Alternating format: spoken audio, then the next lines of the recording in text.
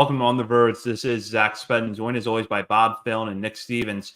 And we're starting to get into off-season mode here on the Verge, as we're going to take some questions from listeners about the Orioles' plans, both at the major league level and the minor leagues going into 2024. We're also going to talk about some reported changes to the Orioles coaching staff that just came out Wednesday night per Rock Cabato over at Masson. But before we get into that news, we're going to talk about one of the big developments of the past week, which is that 3 Orioles have been named finalists at their respective positions for American League Gold Glove Awards this year. There are Adley Rutschman at catcher, Ryan Mountcastle at first base, and Austin Hayes out in left field. None of these players have won a Gold Glove in the past, nor have they been nominated for one before. So possibly several firsts for these players this offseason. And Bob, I'll start with you here. Just your general reaction to the Orioles having 3 Gold Glove nominees and the fact that it's these 3 players. I don't think I would have been surprised with 3 nominees. I definitely would not have predicted these positions and these players, but Adley Rutschman, that makes the most sense. Figured he'd be a finalist between him and Jonah Heim, and I'm sure there's someone like Martin Maldonado or something like that I didn't even look at the list other than Alejandro Kirk is there you go. All right, he didn't hit this year, but at least he was a good fielder according to the Gold Glove finalists. But yeah, Adley Rutschman, that makes a lot of sense to me. I wouldn't be surprised if he won. I feel like it's an award that's almost as much about name recognition as it is about fielding. If you want the pure fielding, Gold Glovers, go to the Fielding Bible Awards, which Jorge Mateo won last year, I believe. If I was going to guess the other 2, I would have said Cedric Mullins and Gunnar Henderson, but they're nowhere to be found. So Austin Hayes, he was better this year in the field than the last year or 2. He made some excellent plays. He plays really well in left field in Baltimore, which is tough to do. So no real issues there. It's cool that he's a Gold Glove finalist and an all-star for the first time in the same year, maybe in his last year in an Orioles uniform. We'll get into that during the mailbag.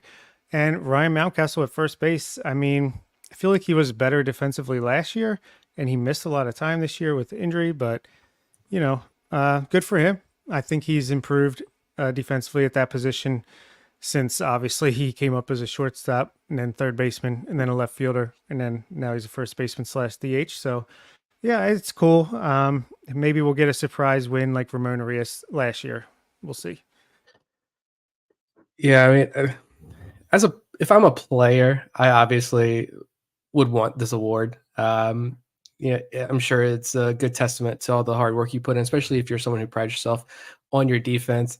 As a fan, I just don't care about the Gold Glove Awards. If I'm being completely honest, it is a popularity contest. But I will say that I think it is really awesome to see these 3 guys. It is shocking, like you said. You imagine Cedric Mullins being a finalist, but he was not. Obviously, you mentioned the Mateo thing last year, so not surprised that we see an Oriole get snubbed here on these final lists. But, you talk about Ryan Mountcastle. I remember going to Frederick Keyes games when I first, back at another website, when I first started talking and writing about Orioles prospects and watching Ryan Mountcastle, that shortstop prospect. I would have never imagined years later I'd be talking about Ryan Mountcastle, the Gold Glove finalist at first base in the major leagues. And I remember watching him in Norfolk when they moved him to first base. And I remember coming on the show and us talking about his defense at first base. And you could see it in his early on when he made that switch. You could see him go over in his mind. All right, ball went here. I need to do this. I need to do that. You could just see him play all of it out in his mind before he actually carried it out. And then as the year progressed, I know we made comments over and over again that he really did improve drastically, very quickly over there at first base. So it's really cool to see kind of all the hard work pay off. Now you're a Gold Glove finalist. We'll see if he wins it. Looking at who he's up against, I don't know. Hayes, cool. He did have a better year. He did master, like Bob said, he mastered that left field area in Camden Yards. So that was good to see. I don't think, looking at some of the dinosaurs that vote for this award, and even some of the other guys who vote or writers who vote for this, they look at, if they don't look at offensive numbers first and just go based off that, they might say, all right, I'm going to be hip and go to outs above average because that's a stat I've heard of. And you look at the leaderboard and it's like Stephen Kwan on the left field, like runs away with it. I think he was like 8 or 9 leading the way. Hayes is 2 or 3 outs above average. So I don't think Hayes is going to win it just for those reasons. I do think Adley can win it. And that would be pretty awesome. He's overall, I think just across the board, he's one of the best catchers in baseball, defensively speaking as well. This team made a deep run. This team was a 100-plus win team. Yes, he's going up against Jonah Heim and Kirk there, but Heim being in the World Series, I'm sure will help his case. But the Orioles surprised a lot of people this year, and the pitching for the most part this season was good with Adley behind the plate. So maybe that gives him a boost. I'd say Adley probably has a good shot of winning this, but the other two guys can hope for the best, I guess. I want to talk about Adley specifically for a minute because I find his case really interesting. If you really pick the data apart, and honestly, we could spend half an episode or a whole episode talking about Adley Rutzman's StatCast data for his defense. There are some things that Rutzman does really well. He's great at blocking pitches. He's a pretty good pitch framer, maybe not elite, but pretty good.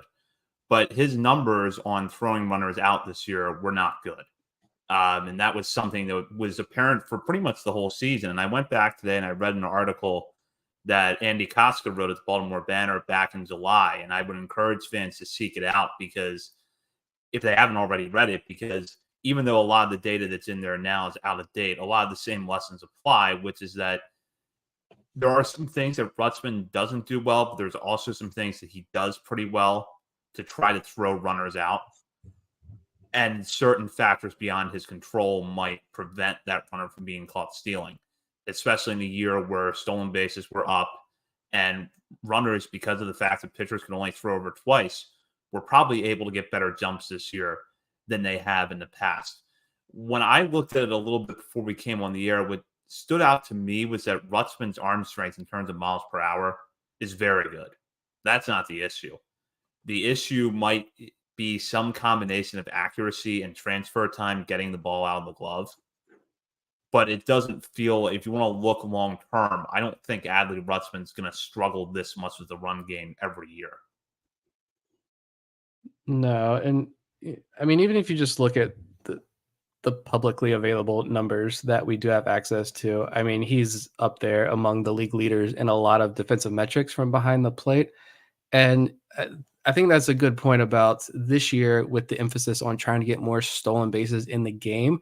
Maybe some voters look at his, caught stealing percentage, maybe it is lower, not very good, and say, we'll give that one a pass, right? You look at his blocking, you look at his framing, you look at all his other numbers, they're very, very good. He did an excellent job of leading this young rotation. We'll give him the benefit of the doubt there, and maybe give him this award. Maybe that's an advantage to him. But I think just looking more broadly at Adley and his development and his future here in Baltimore, like that was something, getting runners at second base was something that he struggled with a lot coming up through the minors. I mean, it's nothing new. I know a lot of people were talking about it this year, and it's like, it's nothing new. This is what he did in the minors as well. So you hope to see him improve on that. But as far as the voting goes, maybe that's with all the new rule changes this year and emphasis, some writers maybe look the other way there. Yeah, and for as quote-unquote bad as it is, I mean, he's still 65th percentile and caught stealing above average. It's a 0. So basically, he's basically average, breaks even there. And his pop time is 81st percentile. His arm is pretty good. So maybe it's just an accuracy thing, and maybe rushing the throw didn't help with that this year. But I'll take the blocks above average, especially after watching Pedro Severino for a couple of years. 85th percentile there, and framing 84th percentile. I think those are more important, at least now, before the robo umps are instituted or the challenge system. So yeah, I think he's got a very good case to win the award just based off the publicly made available numbers, like Nick said. So, Nick, just to follow up on that point, I think Bob brought up something kind of interesting, which is that catching defense is pretty nuanced. You may have a guy that's great at one thing, but not as good in the other areas. So would you rather have a catcher like Adley, who is going to frame pitches and block balls in the dirt, but not necessarily be great at controlling the run game, or a catcher who's going to be the opposite of that, where the pitch framing and the blocking of pitches in the dirt leaves a little bit to be desired, but more often than not, or at least more than most catchers in the major leagues, he's going to throw runners out. Give me Adley as he is now. I think Major League Baseball is probably going to continue to find ways to get more stolen bases in the game. Teams, we talk about the Orioles themselves, and with drafting Enrique Bradfield, and look at what they were doing down at Aberdeen this year with all the stolen bases. We've talked about on this show, are the Orioles preparing for kind of the next phase of baseball, what that's going to look like in the future? And you might say, all right, well, wouldn't you want somebody who's better at catching guys stealing? Then I just think it's kind of going to be a wash where more stolen bases are just going to be part of the game. And so I'd rather have the guy who can work with the pitching staff better and make his pitchers better to keep those runners off the base paths in the first place.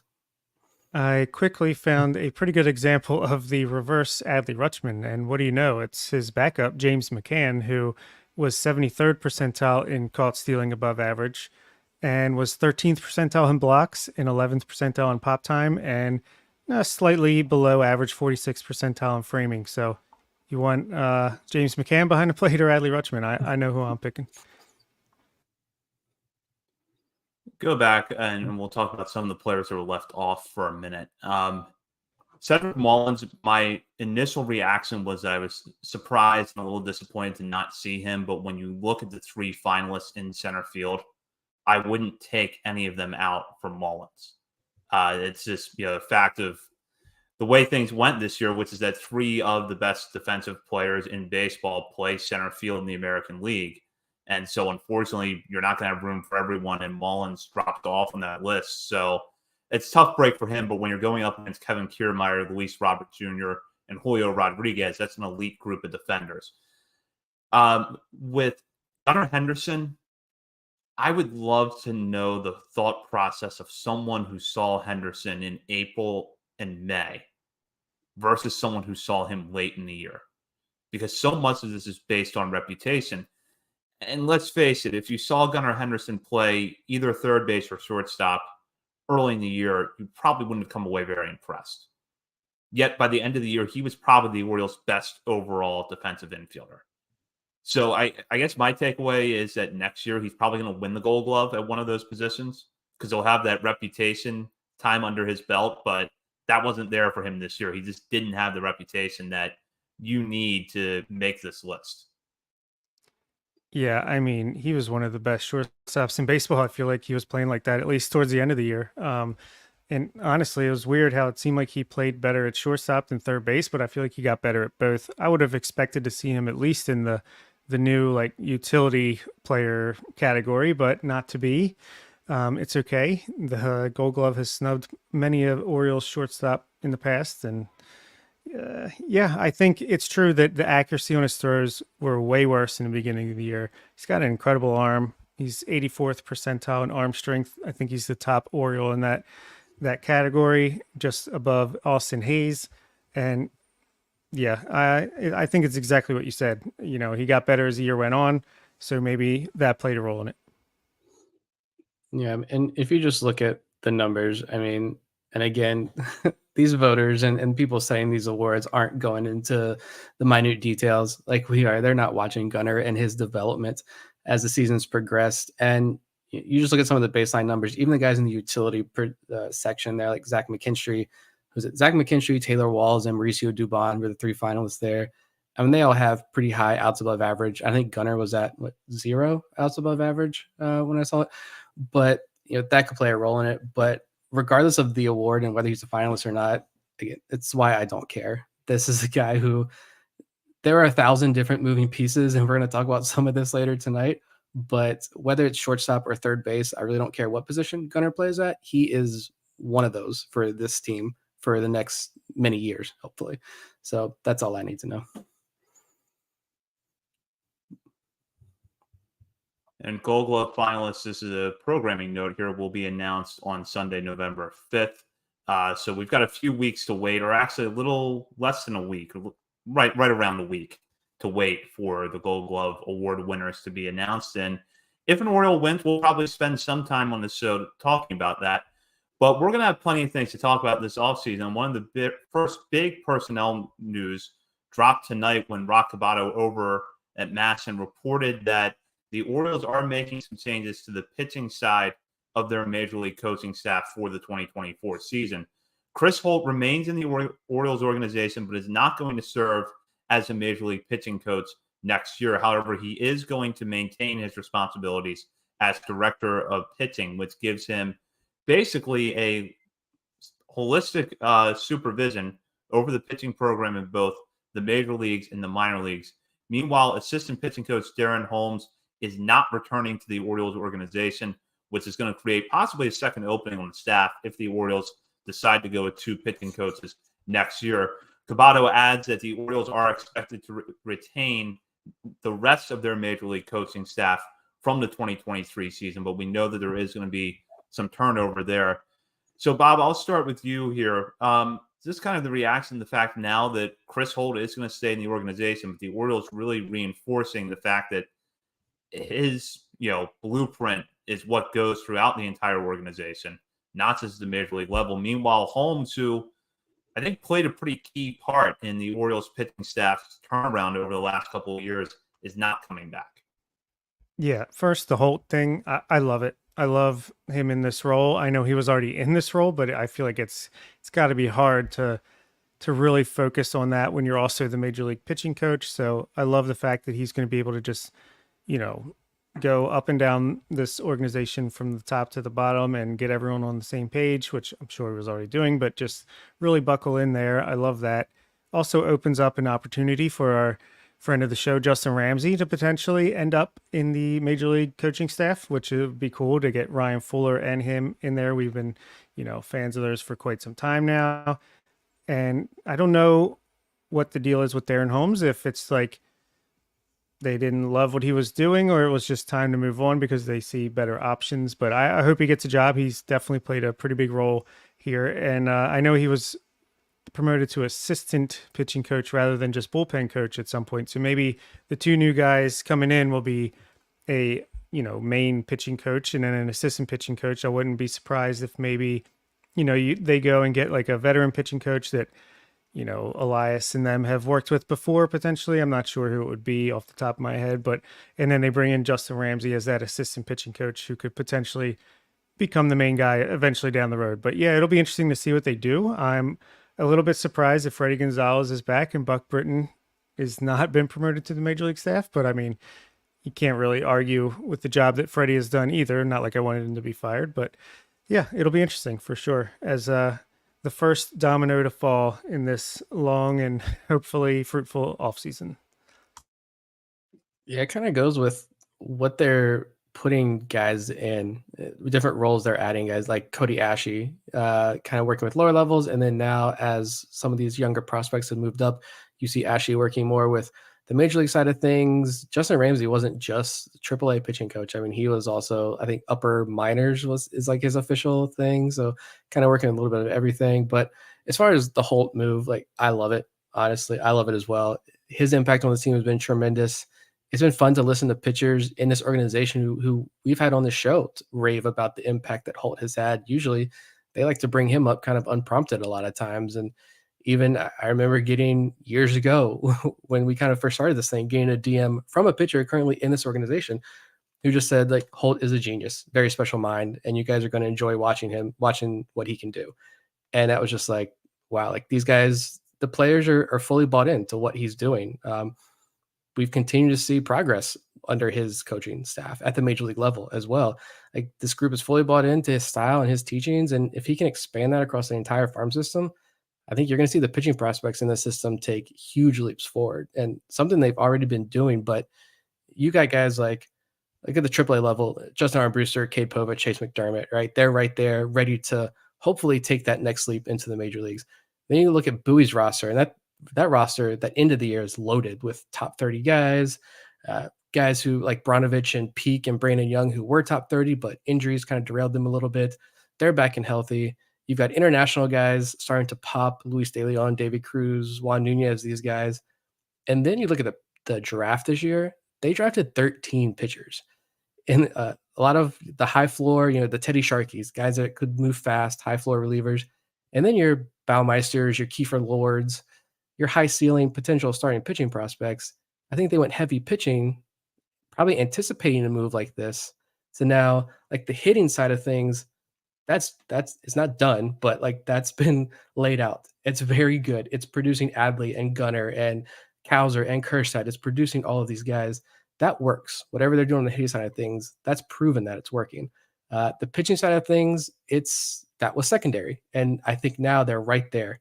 And this Holt move could be what kind of takes all of this to the next level. And they've got all the talent in place now. We know exactly what type of pitchers the Orioles like to target. They've built that pipeline up, ready to take it to the next level now. Send Justin Ramsey up to the major leagues, like Bob said, make him the pitching coach of the major league level, have Holt work across the farm system. You got some other amazing guys, Forrest Herman, Austin Miney, so many others in this organization.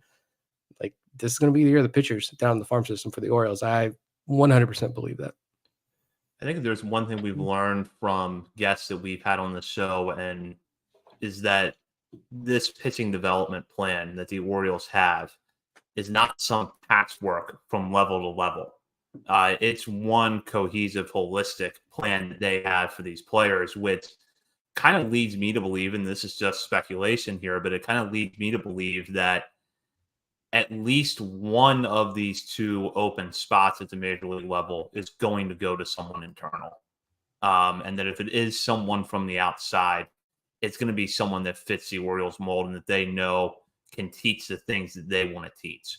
Because while, there was a lot of progress at the major league level this year, we know that there is still some development to happen. Not to mention the importance of getting guys like John Means back into a regular routine of throwing every 5 days. So that's sort of how I envision this playing out. And I think that the Orioles can find a way to make it work without any sort of rough patch at the major leagues, because you don't have Holt in the dugout every day. Yeah, I think it definitely is going to be someone internal, at least one person. And I do like what Bob said. Maybe you bring in the older veteran who has experience with the front office.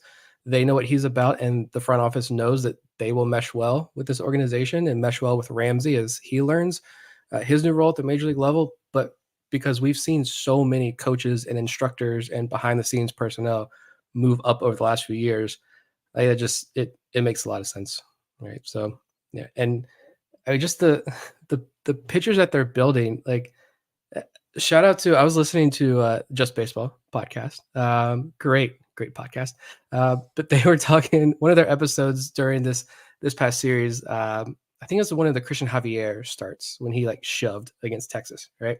And they were talking about, look, he threw all fastballs, right? And he doesn't have big fastball velo. He's like 92 fastball velo guy, but he dominated the Rangers, who, everyone knows they were like they were the team that could hit the slider. So yeah, throw fastballs, right?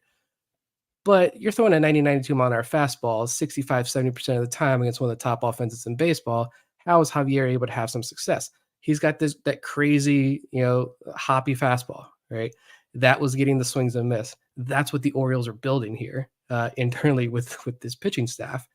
And so I think just to kind of take that as a whole, because again, when people make comments about this organization lacking pitching talent, it still irks me to this day. I think it's there, and we're going to see it take that next step this year. And we're seeing examples of guys, that exact type of pitcher the Orioles are trying to accumulate and build and develop. Like we're seeing them have success in key spots at the major league level. Hopefully it works here in Baltimore. Is Leo Mazzone available? No. I feel like he'd be a worthwhile investment 10 years ago. Yeah, it's getting kind of tiring to hear people complain about the Orioles pitching program, and hopefully we don't have to have that sort of fatigue in the offseason. So speaking of fatigue, that's a great segue there. And just speaking of, Chris Holt and his special mind, and remember when he had Justin Arbruster on as well, and he referred to Forrest Herman, speaking of Forrest Herman as well, as a wizard, and it's like wizard magic, right? Great minds. I think that's a perfect segue into a product that we are happy to introduce to all of our listeners here, and one that we think a lot of people will find highly beneficial, and that is Magic Mind. I don't know about you two, but like everyday life, at like 2 or 3 in the afternoon, I'm at the office, I start to lose it. I can't focus. I typically find myself walking down the street to one of the many amazing local coffee shops we have here in town for that afternoon pick me up. But honestly, that works for like 30 minutes or so. And I get home, there's no time to recharge, decompress from the day because no matter how tired I am, I have two toddlers at home and they do not care. They are hungry. They need baths. They need food. They need to be entertained. And I want to have that energy to play with them after a long day. I used to be heavy in the energy drink streets, but when I started getting the shakes from some brands and even had a crazy like paranoia experience hardcore with some new brand that a coworker recommended I try, I knew I had to stop relying on those to get me through the day. I knew I need to try something different. And I've been drinking these small Magic Mind shots each morning before my morning cup of coffee. And I can tell you guys from personal experience, these drinks work. To be completely honest, I was skeptical and wasn't expecting anything, but that afternoon drag is gone. I haven't gone for the afternoon coffee in almost 2 weeks now. I'm drinking less coffee overall. I feel awake in the afternoons. I get home from work, and my wife will gladly come up here and testify to this one. I'm happier in the afternoons when I get home. And the best part of all, Magic Mind is it tastes really good, and I do look forward to drinking one every morning. It's made of all natural ingredients designed to improve your memory, give you that natural energy boost, and stress less, including matcha, lion's mane mushrooms. It's no sugar, nut free, it's vegan, keto, and paleo friendly, all of that. Trust me, if I'm sitting here talking about this, saying I like to drink it, it's good because you give me something green and tell me it's healthy, I'm not going to drink it. I'm not touching it. But Magic Mind honestly changed my mind about that. It is honestly delicious. And everyone listening, actually, right now, you can try Magic Mind for yourself by going to magicmind.com/Verge. That's magicmind.com/Verge, VERGE. Use our code Verge20. That's the number 20. You can save 56% on a subscription to Magic Mind or get 20% off a one-time order. If you happen to already be a subscriber, you can still go to magicmind.com/Verge, use our code Verge20 and get the discount on your next subscription payment. That's an awesome deal. We're only running this because I stand by the product after personally using it. My wife is also now hooked. I came home yesterday. There's another package waiting. She signed up for a subscription. Magic Mind comes with a 100% money back guarantee. So no questions asked if there's any issues, no risk whatsoever. Give it a try today. Start feeling refreshed immediately. Go to magicmind.com/Verge with our discount code Verge20 for up to 56% off a subscription. I'd get the 30 pack. That's just me. I think it's a great deal. It's great value. It's a great product, and I highly recommend. Well, I think that speaking of thinking clearly, we turned to our listeners this week, and I think that their minds are already turned to the offseason. They've got some pretty clear priorities that they have in mind about what the Orioles should be doing. And I'm going to start here with a question that is entirely about off the field matters, but something that's on the minds of a lot of Orioles fans, which comes from Ben Durst. You're the Orioles. How would you use the $600 million in stadium upgrades from the state of Maryland? Provided, of course, that the Orioles finalize their apparent 30-year. Well, I'll start off by saying, Ben, you are the worst. No, shout out to Orioles Status One on Twitter. Good job over there. Give him a follow if you're not already. I'm sure you are. The only thing that jumps to mind for me is they need a new sound system in there. They really need to just, I don't know, gut out the old sound system and just the music and the announcers and the commentary and Adrian Robinson just boom through the stadium. I feel like they could do something with the out of town scoreboard in right field, but I feel like Zach, you go to a lot more games than either me or Nick, so I'm curious to see what you think. Well, you're also asking a former sports business editor how to spend $600 million, so this could take a while. But quick priorities for Camden Yards. I think you touched on the big one, which is the audio and video production are pretty inadequate. This ballpark, if it was built today, would probably be about 10,000 fixed seats smaller. Maybe you don't need to cut that number off, but I think you do need more flex spaces. The club level could definitely use some sprucing up. There's really no view of the field when you're inside the club level. And the spaces themselves, they're fine, but they could be updated a little bit more. And then there's, of course, player facilities that we're never going to see, but that I'm sure need to be updated. And I think if the Orioles want to get a sense of how fans respond to improvements, just look at that bar above the batter's eye in center field.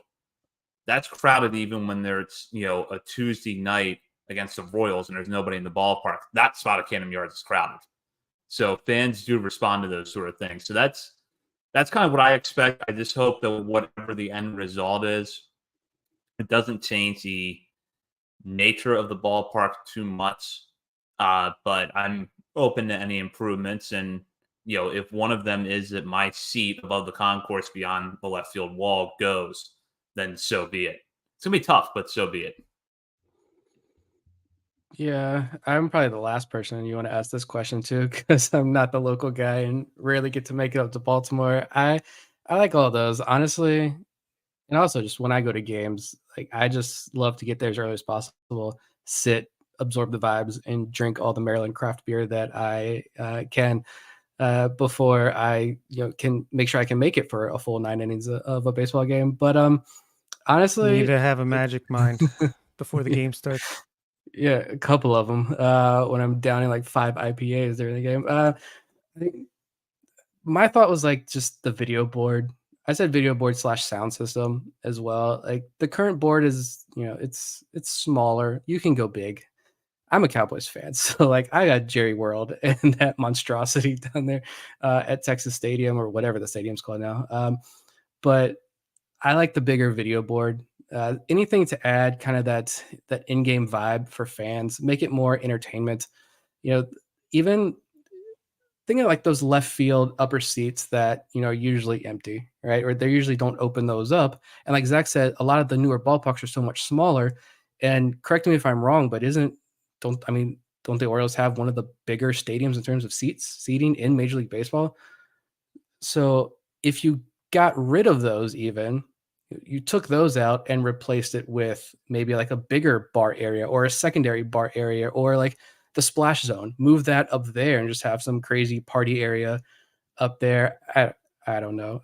But yeah, there are definitely some things I think you can do to kind of just boost the entertainment value of games to bring more fans in because the team is good. The team will bring fans in, but if you can also make it a fun destination, kind of little party place for the younger crowd, even or the non-baseball fans who still want to hang out with their friends, that's a good way. You're talking about bringing more money into the stadium. That's how you're going to do it. Yeah, those are good ideas. Maybe maybe they can recreate the Las Vegas Sphere and get a completely immersive experience out there in Camden Yards.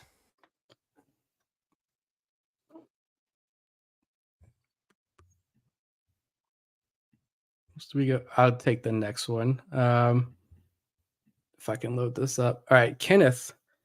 Kenneth has a question, and it is a 3-parter here, as he says. Thoughts on Jackson Holiday next year? Is he breaking camp too early? Or is breaking camp too early for him to come up? Is coming up mid-season a waste of a draft pick, assuming he would win Rookie of the Year? And is September call up way too late in the season? Zach, what do you think about Jackson Holiday next year?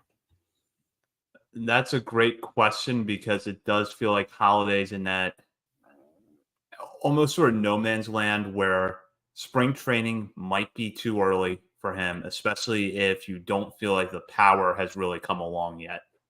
Um, you bring him up in June or July, that could be a waste of a draft pick. So then you go to the third option, which is September. I don't know that that's necessarily going to be too late unless your infielders kind of underperform. And it depends on who you have in place. But if I had to guess right now, the ideal scenario for the Orioles is that Holiday is maybe up in May, where if they don't feel like he's good to go out of spring training, maybe he makes, still makes it early enough to win Rookie of the Year. But I don't know. It's a tough question to answer, which is kind of why when it comes to Holiday, I really want to see how he looks in spring training because if you had to ask me based on what I saw at the tail end of Norfolk, is he going to break camp? I would say no, but I also would not have expected him to hit the ground running at the beginning of the 2023 season and really barely be challenged through 4 levels of the minor leagues. So this is someone who can clearly get better in a hurry. If he comes up in May and wins Rookie of the Year, we still don't get a draft pick. So that's another interesting dilemma there. I think there's no chance they wait until September to bring him up because this guy improves so fast. He works so hard.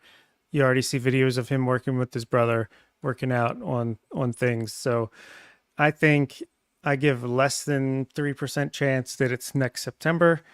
I'd say like a 50% chance he makes it out of camp, but that's very dependent on the work that he does over the offseason and how he looks in spring training. And then, a little bit less than 50% that he comes up anywhere between May and July, which, it's not impossible if they determine that he's not ready and that, even if he's up from day one, that he's going to struggle out of the gate as he adapts and adjusts that to the point where he probably won't win Rookie of the Year because there's pretty good contenders for that award next year. Then maybe they just keep him down for a couple months to work on things. And then, if he breaks out and wins the award anyway, hey, at least you're blocking another team from getting that extra draft pick. So, yeah, I think it's either going to be opening day if he makes the right improvements. And the same goes for Kobe Mayo on this too, as well.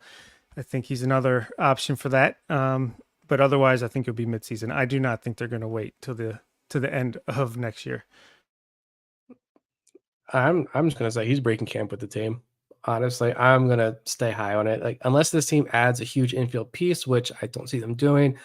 Like I think Holiday would be on the opening day roster. Like I think you just kind of forget about his age. I don't care how old he is. That's irrelevant, honestly. The fact that this belief that the Orioles slow play prospects, like that's not true. They don't. They're pretty aggressive with these guys. When they show they're ready, they push them up. Jackson Holiday played at 4 levels this past season as a 19-year-old. And it doesn't matter if he's 19, 18, 22. If he's ready, he's going to be ready. He wasn't supposed to play in Delmarva when he got drafted, but he had 57 plate appearances that year. He started last year back in Delmarva, ended the year at Norfolk, 4 levels. Yeah, the numbers in Norfolk weren't great, and he had almost 100 plate appearances in Norfolk. The overall numbers weren't great, but this kid still walked 18% of the time. He still didn't strike out a ton. He had a couple of home runs.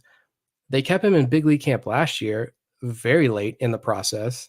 I think, and even at the end of this past year, there was real talk about him being called up, possibly being called up at the end of this past season, and then even talk about could he be on the playoff taxi squad roster? Like, you're not going to do that if you didn't think he could provide value to this organization, a playoff team. And so I do think there are very real and valid arguments for keeping him in AAA a little bit longer. But at the same time, it's like, I'm not going to say doubted, but been like hesitant when talking about Holiday since the night he was drafted. Literally since the night he was drafted. I've always been so hesitant when talking about Holiday, but look at what he kept doing.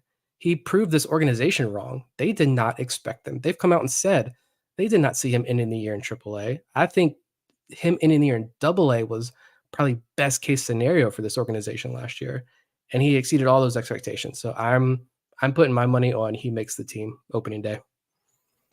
And Mike Elias is already on the record as saying he has a very good chance of making the team out of spring training. So that is a pretty good sign as well. I'll go on to the next question from Charles, who said, I've heard multiple writers say that they predict when Holiday, speaking of, joins the Orioles, he will move Gunnar to third. Do we disagree with that? I think Gunnar stays and I is Charles, and Holiday moves to second. What do we think, Zach?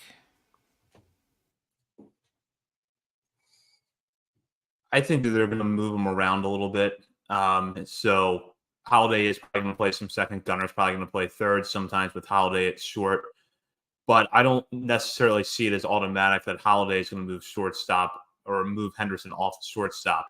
Because number one, if there's someone in the organization now who could do that, it's Joey Ortiz. And until Ortiz is traded, you got to figure out where he fits in somewhere.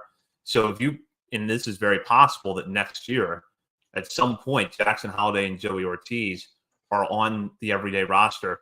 Ortiz is probably getting most of the starts at shortstop with Holiday over at second.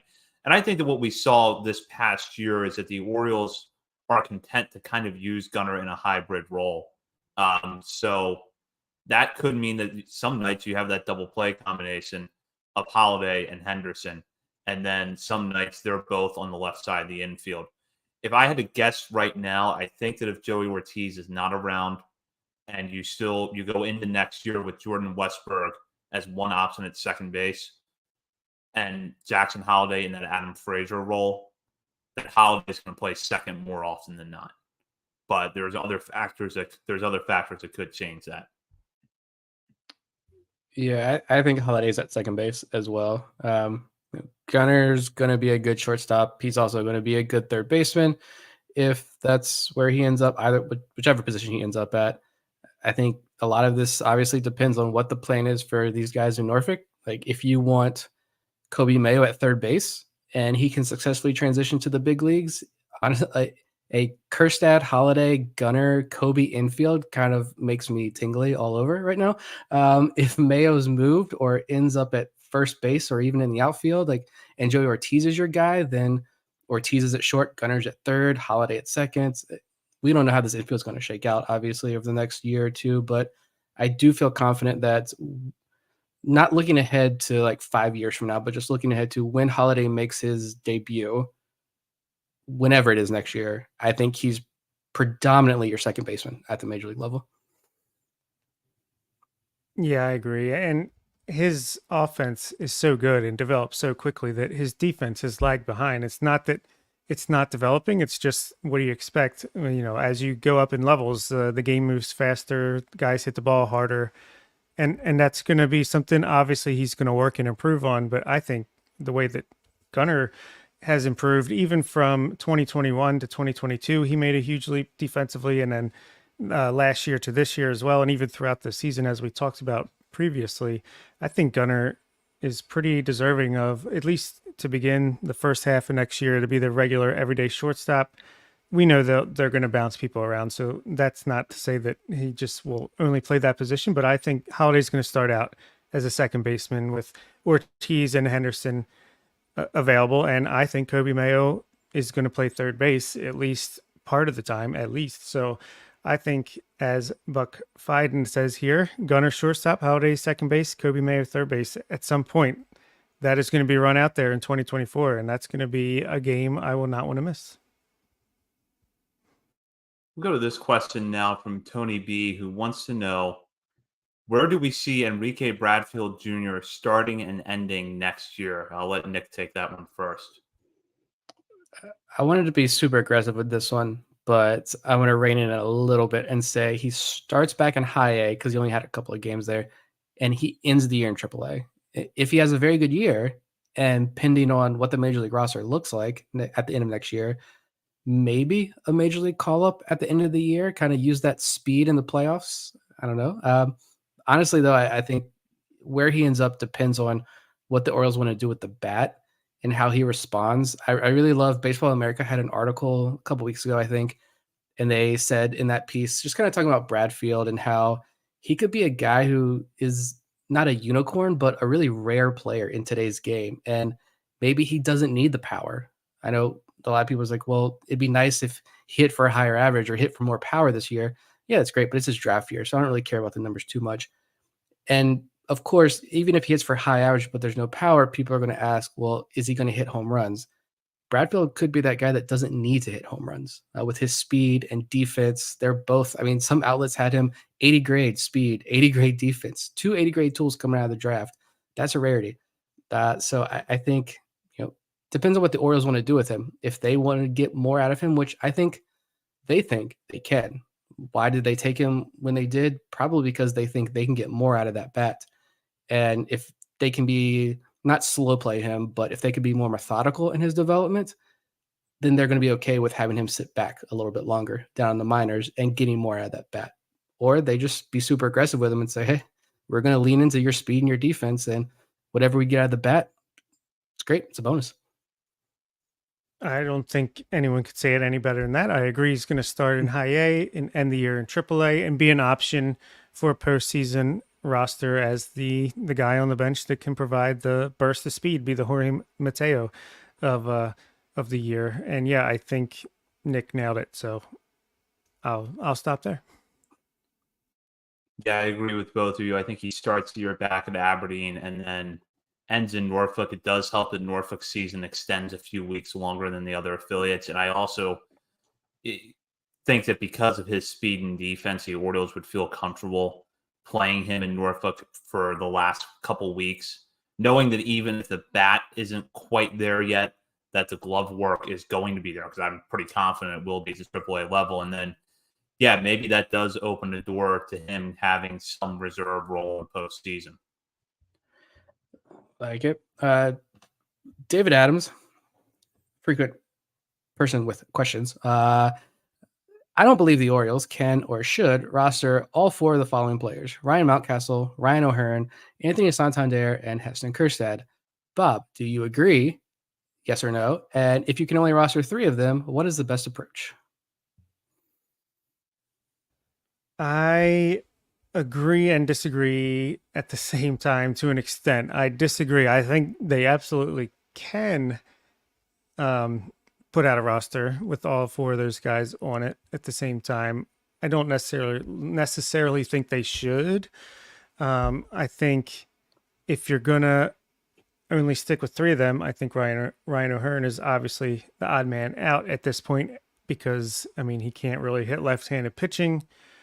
And while Mountcastle crushes lefties and is not quite as good against righties, I just think the upside is better there and he's under control longer. So I think if you can get something in return for O'Hearn, maybe like a trade for a solid reliever, 1-for-1, he doesn't even have to be a prospect. I think you do that. But I think even at the beginning of the year, I wouldn't be surprised if O'Hearn is still sticking around and he's a guy that just is like, I don't know, Ramon Urias this year, where it's like we thought he was probably going to be traded to make room.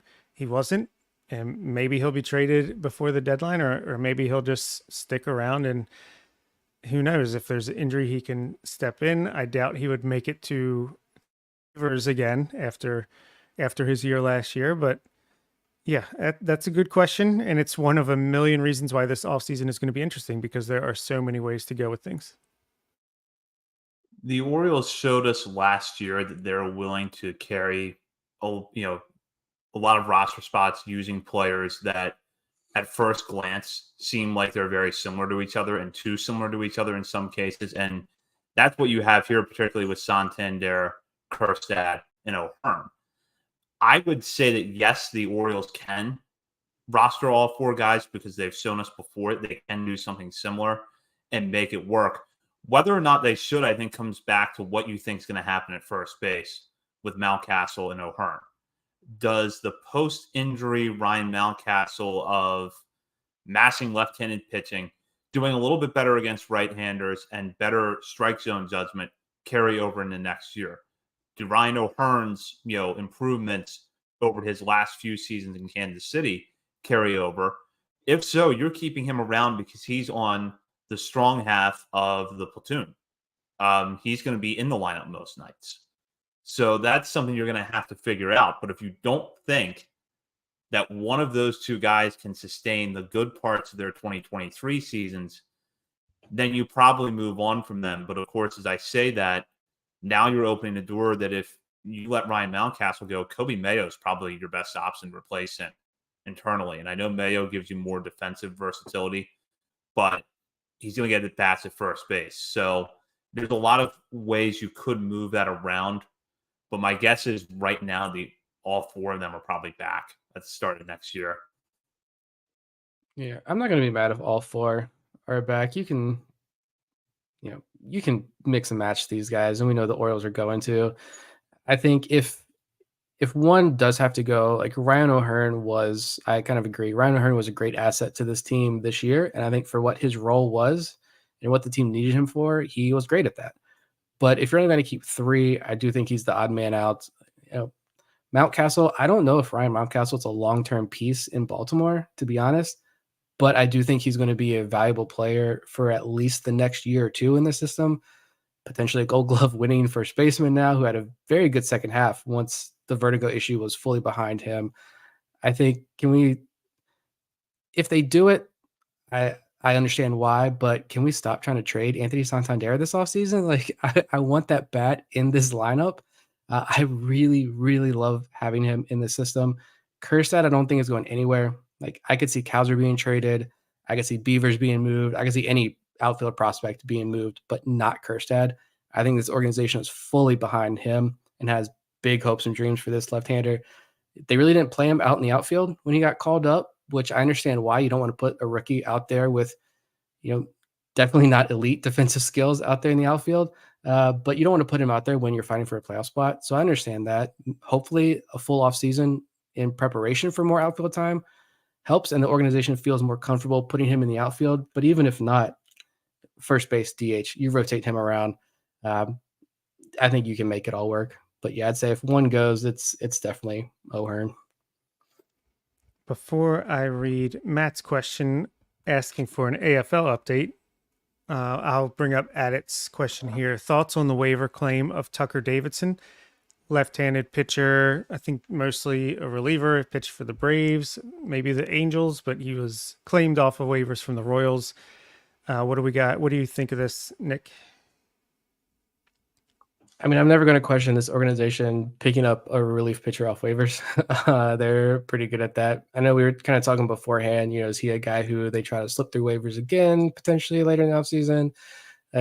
We'll see. I know, shout out to Connor Newcomb, Locked On Orioles. I know he put out some tweets, and some others were looking at the splitter that he added this year and how successful that pitch was. So clearly the Orioles saw something they like. I mean, I don't know too much about him other than that. I haven't really watched a lot of Tucker Davidson pitch over there in Kansas City, but the Orioles are already being aggressive going after guys off the waiver wire, at least to stash away for right now, just in case.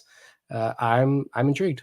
So it never hurts to go out and get a reliever off the waiver wire at this point in the offseason, especially when you're able to get another left-handed option in there.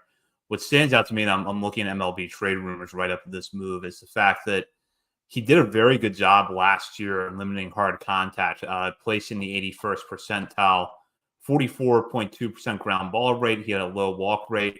One thing that is worth considering, he didn't strike a lot of batters out, but because he was out of options, he spent most of the year in the major leagues, struggled for two bad teams, the Royals and the Angels. Maybe a little bit more development time helps him. You don't have a lot of roster flexibility because he is out of options. But if this is someone that, sticks on the 40-man, I'll be interested to see what he gives you in spring training. If you can sneak him through the waiver wire and you keep him in the organization, worst case scenario, you've got more left-handed bullpen depth at Norfolk to start the year. And who knows, maybe this is another in the line of CNL Perez, Danny Colon moves that flew somewhat under the radar at the time, but you look back at the end of the year and you feel like it's good that it worked out the way it did. Yeah, as I was saying before we started, it seems like every year Elias will just grab someone off waivers right as the season ends or even before free agency opens up. I know Cole Saucer was one of those a few years ago, and then ultimately he was traded with Tanner Scott for Judd Fabian and nobody else. I think Ryan O'Hearn, speaking of him, he was picked up very early off of waivers as well last offseason. So we'll see. Maybe he's we can pull a Tampa Bay Rays and make a struggling veteran pitcher into like a dominant reliever as they did with Robert Stevenson. But if you can do the splitter slider combination and keep the walks under control, get ground balls, then I think he could be valuable. Maybe a better version of Bruce Zimmerman, if nothing else. But now I will transition to Matt's question, which is, I was trying to give you guys time to pull up the stats in case you needed to. Could you guys do an AFL update, like how the O's players are doing? I feel like the AFL was canceled this year, but what do you think, Nick? I mean, it's definitely nothing super standing out. Like Tutu Bowens has had some ups and downs, some good numbers, some bad numbers, definitely showing off some power. It's good to see there. Like, Rhodes and Cook and Pavoloni aren't really doing too much right now, statistically speaking, at least. Zach Peak had a great outing, I think yesterday or Tuesday night, like 3 shutout innings or so. Trey McGill also had a couple shutout innings in that. He's kind of been up and down. Carlos Tavares started out very well, and then I think walks like 4 guys in less than an inning of work, and I don't know what happened there. They don't stream every single game. I try to catch some streams, but yeah, don't really get to watch too much. Don't get a ton of StatCast data there. So it's not been the hype machine like we had last year with Heston Kjerstad. That's for sure. Yeah, definitely nothing jumps out at me statistically, and for various reasons we talked about in our last show, you got to take Arizona Fall League stats with a huge grain of salt. But just a couple of things to note. Trey Mago's performance so far has been interesting. If you look right now, he's coming off a solid stint at the end of the season when he came back from Tommy John surgery. And for the most part, that has carried over to the Arizona Fall League. And I think what's interesting to follow about him at this point is that he is Rule 5 eligible this offseason. He's a lefty, someone that people thought could break through as a major league pitcher or a starting pitcher for the Pirates before he got hurt. Now, Pirates were a bad team at that point, and they still are, but it's worth considering this is someone that some people thought had back end starter potential. So far, he's kind of making a case for himself to get protected for a Rule 5 spot. I think the Carter Ballmer going out with such limited professional experience to this point and holding his own against this level of competition is a very encouraging sign. So those would be my general takeaways to this point. Yeah.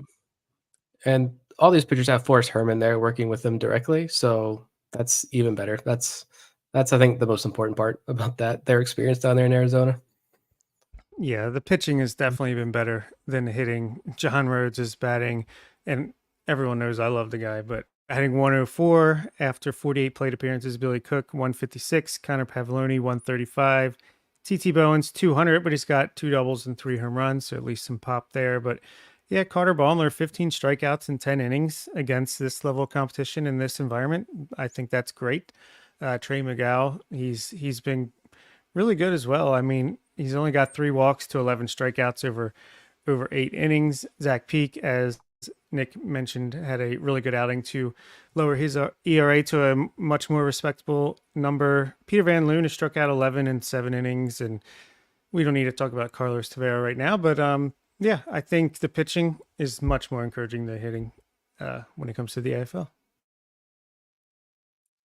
We'll go to this question now from David, and he wants to know if you could prioritize, if you could sign one free agent to a 3 to 4 year deal, which position would you prioritize? And I'll let Bob start with this one.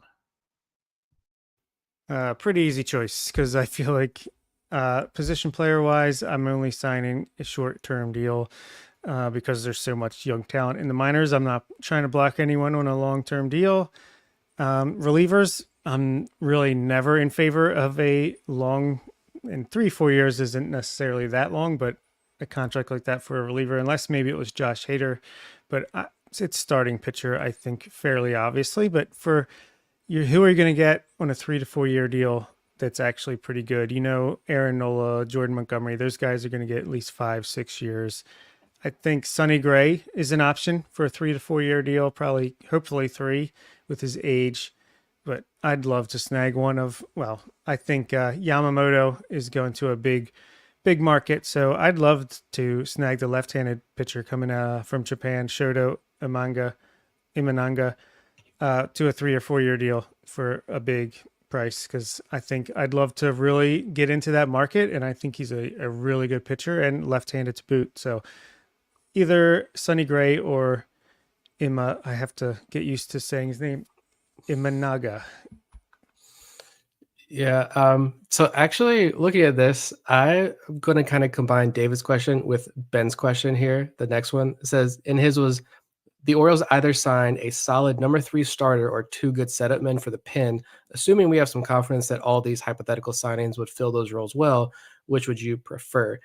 I want to kind of combine those two, and we're an hour into this and have a lot of questions left to go. So this is going to like open up an entire episode here. So we don't need to dive fully into this, but we can kick it off and then maybe dive into this more later on.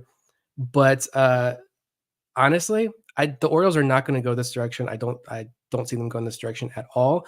But just to throw this out there, think about it, let it marinate maybe until next week.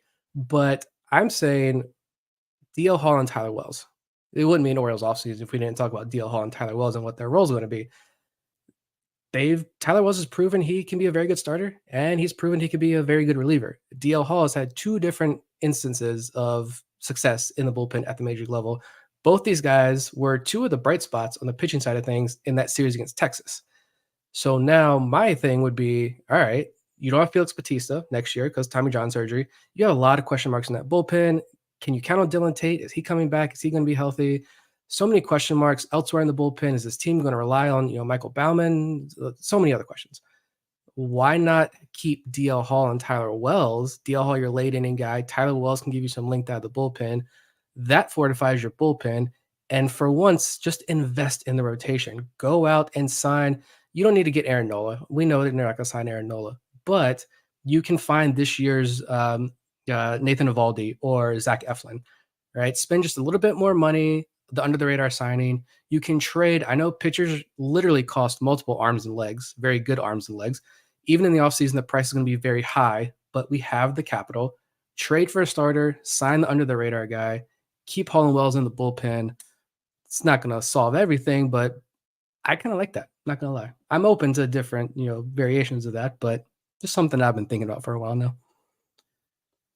I'm kind of on the same page as Nick here. If you're going to go that route, first of all, to take the question initially from David, I'm going to prioritize pitching over offense because I don't think you really need to make that kind of commitment anywhere in your lineup right now.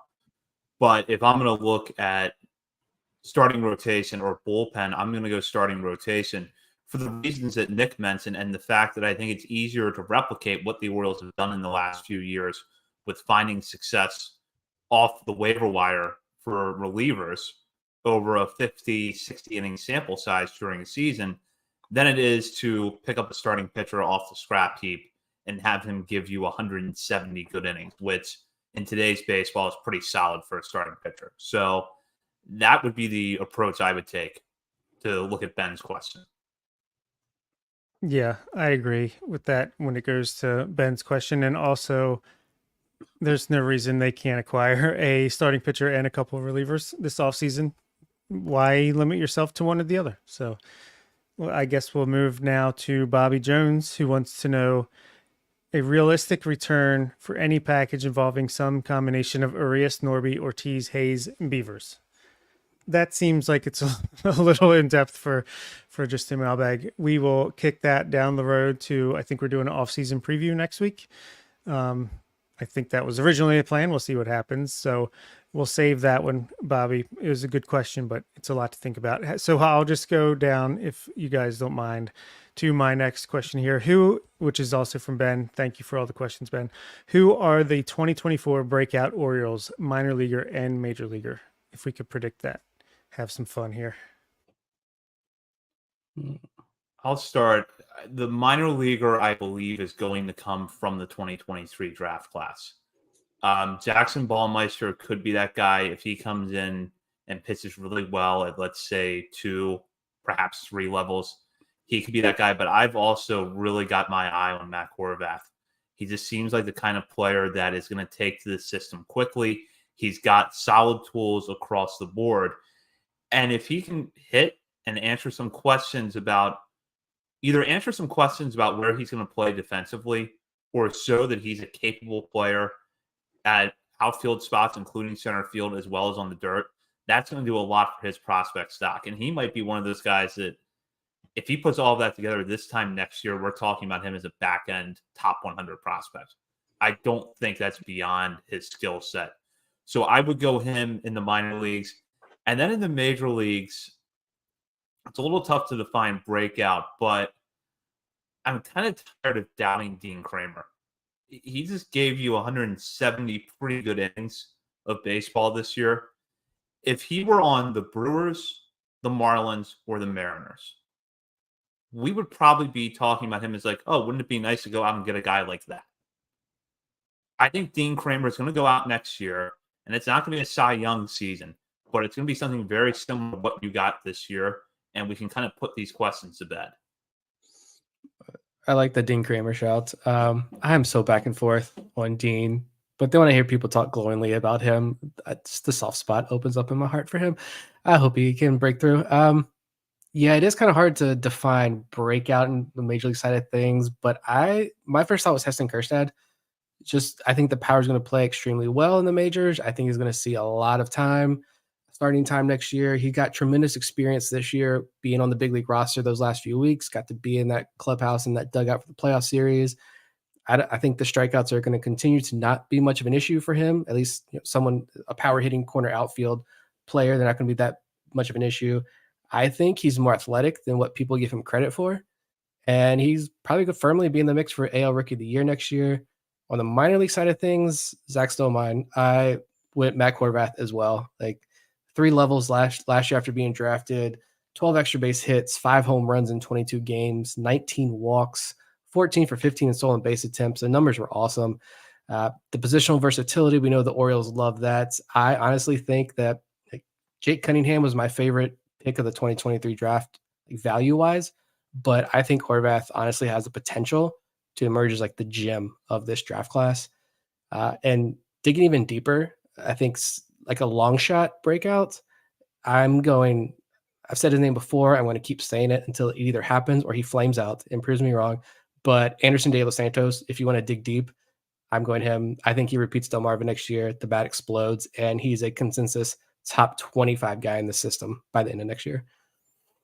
Yeah, I love the Horvath pick, and Anderson De Los Santos was one of the names I was considering. Could we see like a Darryl Hernandez type repeat of Delmarva for him? I feel like next year. So yeah, I love that pick. For me, I think we're at the point now where the international presence is here. I mean, it's creeping up. We've got guys in AA with Ben Cosme, hopefully starting next year in AA, and Basayo already there. But I feel like we're at the point now where every year a player that starts in Delmarva from the international side of things is going to break out. Maybe not to the same extent as Basayo did this year, but I could see Anutis Mordan, Aaron Estrada, Anderson De Los Santos, Leandro Arias, Thomas Sosa, Braylon Tavera. One of those guys is going to really take off. For me, it's Thomas Sosa. Just seeing the reports of his exit velocities and the way he improved from his DSL year to the FCL year, I feel like something clicked for him, and he's going to take that next step as a power corner bat in the outfield. And Thomas Sosa, get ready to be a fringe top 100 player this time next year. Good choices. I'm going to go kind of back to the major league side. I did not pick a major league breakout. But I'm going to say Kobe Mayo. I'm just going to say Kobe Mayo makes the major league roster opening day, starts at third base on opening day. Doesn't play every day at third base, but he bounces around third base, plays some right field, first base, DH, and he wins the Rookie of the Year. So Jackson Holiday, slide on over. You can take second place this time. I maybe not that dream of a scenario for Mayo, but I do think he's going to be playing the majority of his season in the majors and break out in a big way. Good choice on the major league side as well. I'm going to go to this question now from Justin Daly. He wants to know, would you take a flyer on Craig Kimbrell? I'll start with Nick. I think it's maybe ask me in 2 months. A little too close to him kind of blowing up there against Arizona. So, yeah, I mean, he is a veteran that probably around, $10 million maybe next year? But is he the guy you want to bring in to kind of stabilize the bullpen?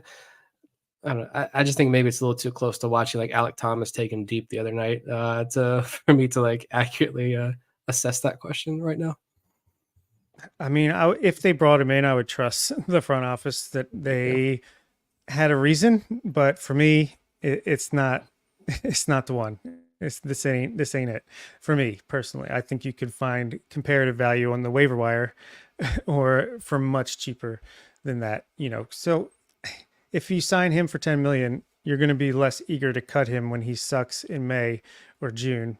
I'd rather sign a guy, Mark Melanson or someone like that, for like a couple million. And if it's not working, you have no problem getting rid of him.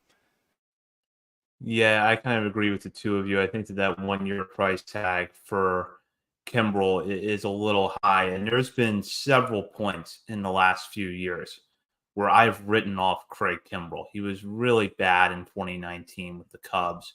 2021 was just his last full season after that, or his next full season after that. He was dominant with the Cubs, then got traded to the White Sox and was terrible. I thought it was over then. Now he's put together back-to-back solid seasons. But as Nick just pointed out, there's just a bad taste in my mouth from his NLCS performance. And I feel like eventually my thought that him retiring and being one of those guys that we spend 10 years arguing about this Hall of Fame case is not too far off in the future. Yeah, we'll see what they do with the bullpen. But to dream a little bit here from Yoni, would love to hear you guys updated dream 9-man lineup from players currently in the system right now. Your dream 9-man lineup. This is a fun one. Bob, what do you got? This is easy, and I could probably do a whole 26-man roster, but I will say Adley Rutschman behind the plate at catcher.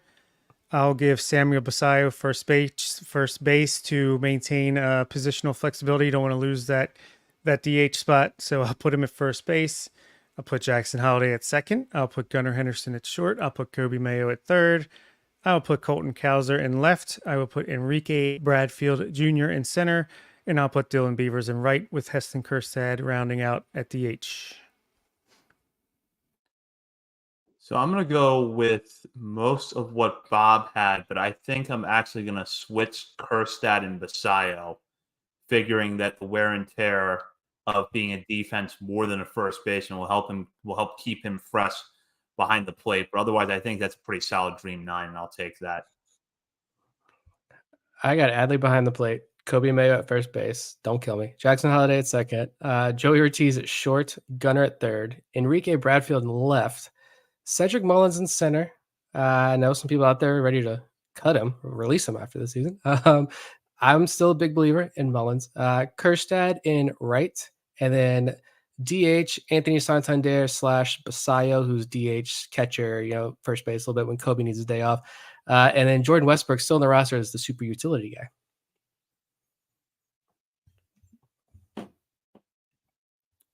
Is it my turn now still? Where are we at? No, that was my question. I messed it up by skipping ahead, but I'll skip ahead again. I'll take another one from Yoni.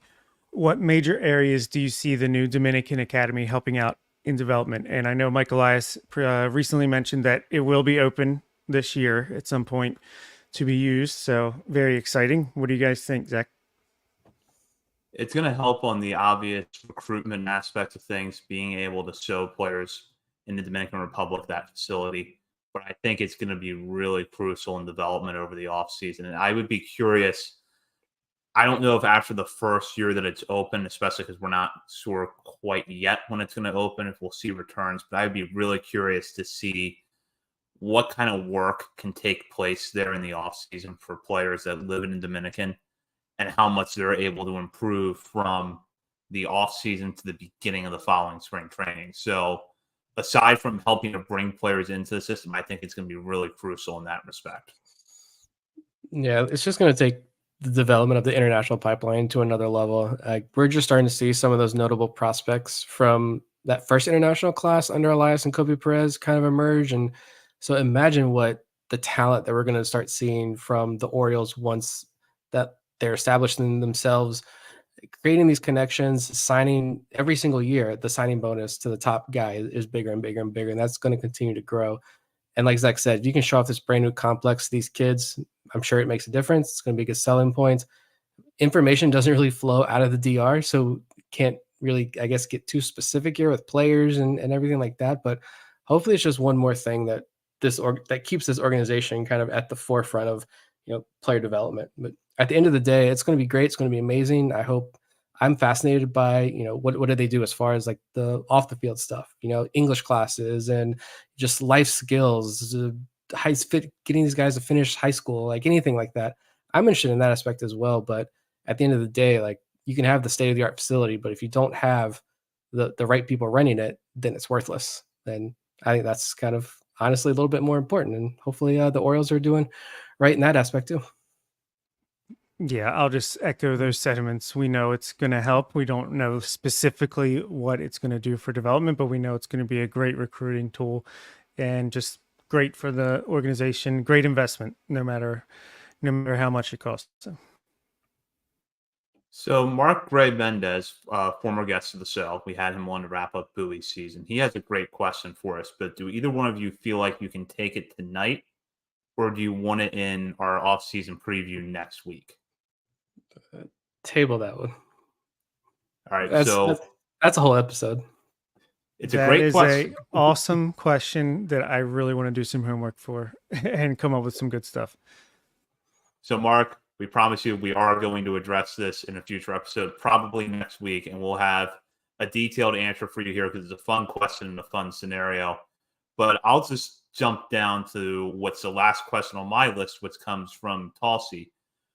Would you be in favor of bringing Ryan Flaherty back on a 1-year prove-it type contract? I'll start with Bob on this one. Personally, no. I mean, if this was going into 2023, I would do it in place of like a Kyle Gibson type 1-year, $10 million signing. But I don't know. I saw enough from Jack Flaherty this year after trading for him, and I just think we're at a point where we can and must do better than that when it's coming to like bringing someone in. I don't know. I feel like they had their chance to work with him, unless they really think they can unlock something with the full off season of working with them, then maybe. But personally, it's a no for me. Yeah, I'm good. He can walk. Like he tried. I appreciate the trade and bringing him in and hoping that would work out. It didn't, and it's fine. I think you move on. We got to set our sights higher with these pitchers that they decide to bring in, I think. Yeah, I agree with both of you. I think you set your sights higher, and you're going to be able to find someone that gives you good maybe not peak Jack Flaherty production, but the best you saw of Flaherty over the course of 2023.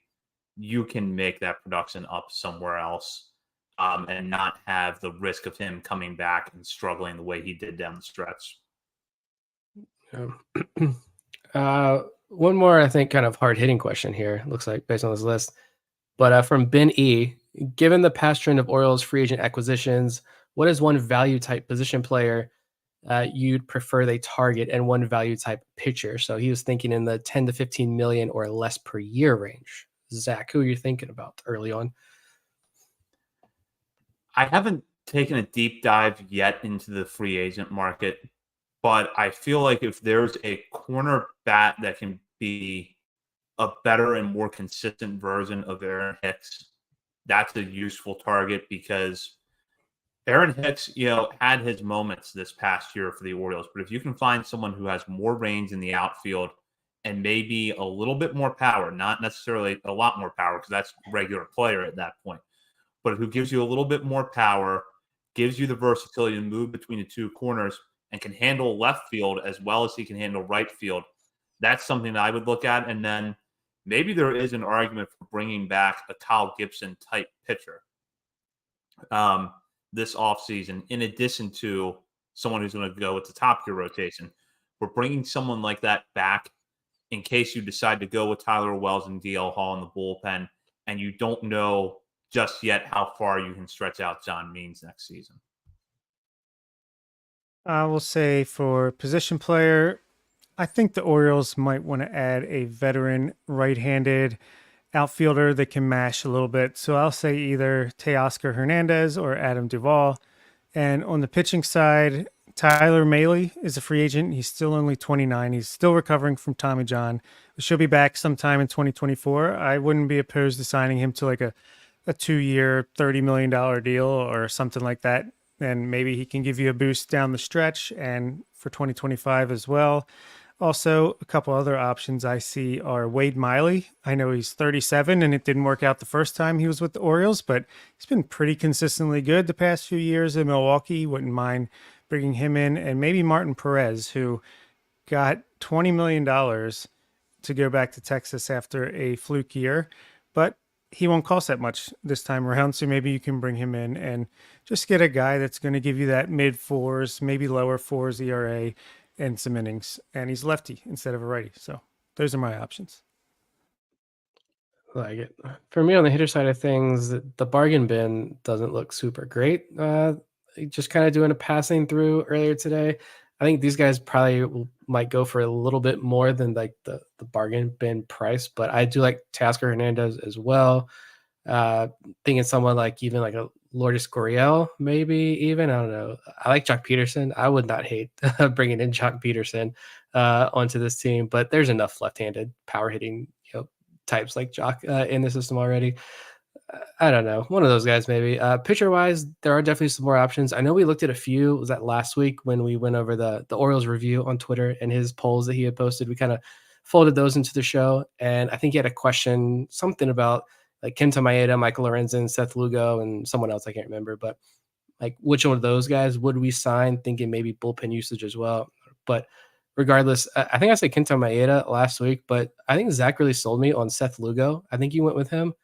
And honestly, like he had a solid year with San Diego last year. He hadn't gone over 100 innings since 2018 and only started like 7 games since then. And when he was with the Mets, he was pretty much predominantly a reliever, but he made 26 appearances last year, this past season with San Diego. All of them starts, 146 innings, nearly a 3-WAR season. Great ground ball numbers, low walk numbers, let the defense work behind you. Like without doing a super deep dive on Lugo, my initial takeaway is if you're looking at the bargain bin, hopefully this wouldn't be your top guy, but as a guy you bring on maybe later in the offseason, I would not be mad with Seth Lugo at all. I guess I'll go to my last question, and that might be it, other than some silly questions. Actually, I'll do one silly one. Garrett asks, and I think I'm the only one that has played this game, but is Spider-Man 2 game of the year and favorite Spider-Man suit out of the game? I haven't finished the game. I like the Venom suit that I just got to that point in the game. It is my game of the year because I think it's the only game I've played this year, but it is an awesome game. I mean, I've started Baldur's Gate 3 to the point where I created my character, and that's it. Might have played some Fortnite and some MLB The Show at some point this year, but my video game time is from October to March. So just getting into it. Ask me right before the baseball season if I had any other good ones from 2023. Looking forward to Mario Wonder. But Ben, the last serious question I have, asks over under 30 million combined spent on free agents. Nick? Well, you are correct that I've never played Spider-Man game. I actually just bought a video game last week for the first time in almost 15 years. It was the new NHL game. I'm a hashtag hockey guy now. I'm going to say, as far as Ben's question though is concerned, I'm going to say over. I'm going to be optimistic. Keep the train rolling here. Free agent signing, hopefully you spend a little bit more, but I'm thinking extensions as well. I don't think, given like Adley's situation, catcher, all that, given Gunner's representation, I don't think it's either of them. I'm not going to waste any energy kind of waiting on to be those two guys this offseason. If it is, fantastic. I'm going to celebrate, but if not, hopefully down the road, I'd be fine with hopefully like a John Means extension or a Cedric Mullins extension, one of those two at least, and then give me at least one decently sized free agent contract, and I'll be happier. Not totally happy, but happier. Joey Ortiz, 10-year, $30 million deal. Let's go. Who says no? I'll drive the contract to him personally so he can sign it. I will take the over because I think it was Ben who actually pointed out in the Patreon chat that last year's cost, I don't remember the exact figure, was 32 or 34 million, and that was in an offseason where the Orioles didn't do much of anything. So I'll definitely take the over this year. I think a lot of their work is going to be done through trades. So, maybe people could still be happy with an offseason if they don't spend 30 million on the free agent market specifically. But yeah, I'll go over as well. I just feel like it's almost accidental to go over 30 million at this point in Major League Baseball. Do we want to end with this last question from Ben, who decided to turn this from an hour to an hour and a half episode with all of your questions? We're going to end it with Ben's highest priority question of the night here. It's gummy worms or gummy bears. And I will say there's only one correct answer. It is gummy worms. Yeah, it is. Gummy worms was going to be my answer as well. Why have these little chewy bears when you can have a whole chewy worm? I mean, it's just self-explanatory. I'll be the outlier here and go with bears. Maybe there's some like repressed memory in my mind, but I always think of gummy worms as a choking hazard. So I'll take the bears. personally Smart, feel like the smart. gummy bears might be more of a choking hazard, but that's a debate for next week, potentially, when the off-season preview. My wife puts her gummy bears in the refrigerator, so they're a choking hazard and potentially break your teeth. So, yeah, gummy worms. We'll tune in next week as we give the nutritional facts behind Airheads and break down whether or not trolls are disgusting candy or if they actually taste good. In the meantime, you can follow us on X. Also, check us out on Facebook and Instagram. While you're browsing around the internet, head over to BaltimoreSportsandLife.com to check out the latest coverage on the Orioles, Ravens, college sports, and more. And while you're there, hop on the message boards, join the discussion with fellow readers of the site as well as contributors to BSL. We will be back next week with our off-season preview. And if your question was not asked tonight, we will get to it next week. In the meantime, thank you for listening to tonight's episode. For Bob Phelan and Nick Stevens, this is Zach Sweden. You've been listening to On the Verge.